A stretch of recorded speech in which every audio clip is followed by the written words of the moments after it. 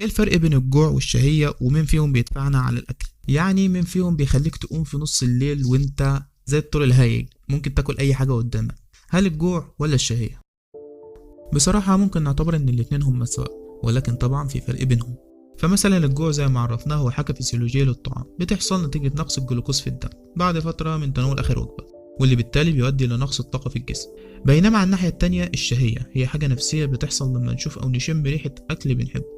بتحصل استجابة لا إرادية نفسية بيجي معاها إحساس فيزيولوجي برضه، ولكن بيختلف عن إحساس الجوع. فمثلا التغيرات اللي بتحصل هي إفراز اللعاب أو حدوث انقباضات في المعدة، ومش بيحصل معاها زيادة في أي هرمون من الهرمونات اللي اتكلمنا عليها. ولكن الفرق الحقيقي بين الجوع والشهية ممكن نعرفه من حاجة اسمها حد الشبع. فمثلا في حالة الجوع ممكن الجسم يكتفي بطبق واحد بس، لكن في الشهية بقى حدث ولا حرج، هي اللي بتسبب لنا مشاكل كتيرة وبتبوظ الرجيم، وهي اللي بتكون ورا أكل كميات كبيرة من الطعام.